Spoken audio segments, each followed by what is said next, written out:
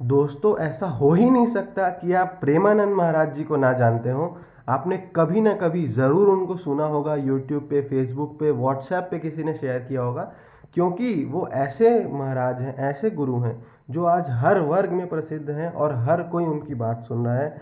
विराट कोहली से लेकर आम आदमी हर कोई उनके पास जा रहा है। लेकिन मैं आपको आज ऐसी सीख बताने वाला हूँ उनकी, जिसे आप एक पल में अपने जीवन में उतार सकते हैं। तुरंत के तुरंत आप उसको अपनी लाइफ में अप्लाई कर सकते हैं।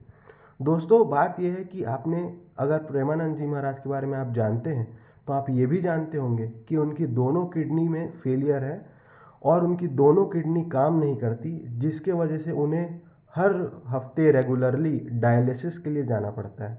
डायलिसिस वो प्रक्रिया होती है जिसमें मशीन के द्वारा आपका जो पानी है, जो ब्लड है, उसे प्योरीफाई किया जाता है और टॉक्सिन्स को हटाया जाता है। तो आपके शरीर का पूरा ब्लड उस मशीन से होकर गुजरता है। बहुत ही दर्दनाक प्रक्रिया है दोस्तों। अगर आपने साइंस पढ़ा होगा तो आपको पता होगा कि ये बहुत पेनफुल प्रोसेस है और रिसर्च चल रहा है कि इसे कैसे लेस पेनफुल बनाया जाए। मगर एक भक्त आए थे प्रेमानंद जी महाराज के पास में। उन्होंने कहा कि महाराज जी, मैं तो सात्विक हूँ, हमेशा ही सात्विक भोजन किया हूँ, सात्विक आचरण था मेरा। प्लीज़ आप मेरी किडनी ले लीजिए, आपको ये डायलिसिस से छुटकारा मिल जाएगा। तो पता है क्या कहा प्रेमानंद महाराज जी ने? उन्होंने कहा कि ये जो मुझे किडनी फेलियर मिली है, ये राधा रानी का प्रसाद है।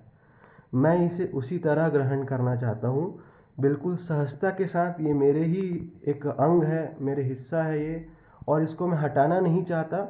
जो मेरी नियति है वो रहेगी, मगर मैं हमेशा भक्ति करते रहूँगा।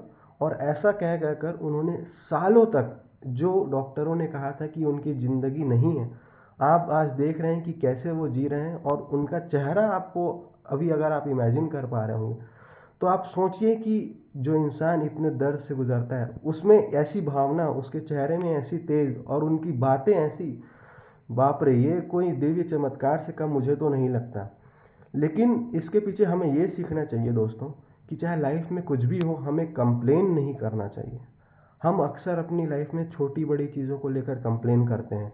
अगर हमें सर्दी हो जाए, खांसी हो जाए, एक दो दिन के लिए हमारा गला ख़राब हो जाए, तो हम इतना कंप्लेन करते हैं कि मुझे ही क्यों होता है, मेरी किस्मत ख़राब है, फलाना चीज़ नहीं खाना चाहिए था, ये हो गया, वो हो गया। बहुत तरह की चीज़ें करते हैं हम।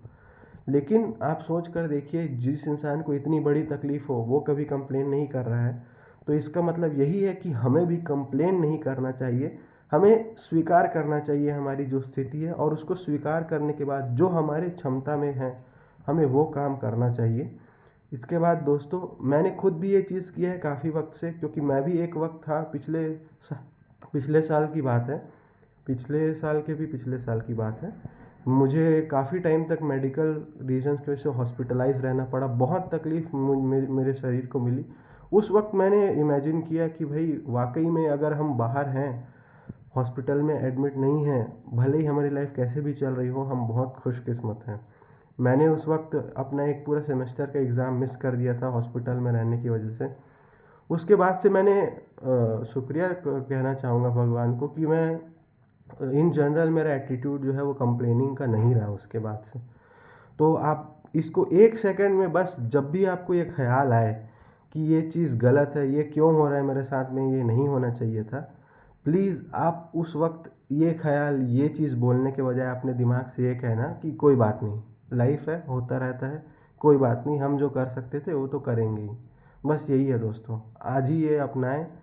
और उम्मीद करता हूँ आपको ज़रूर इसका फ़ायदा दिखेगा। आप ज़रूर वो चेंज महसूस कर पाएंगे जो मैं कर रहा हूँ। Thank you.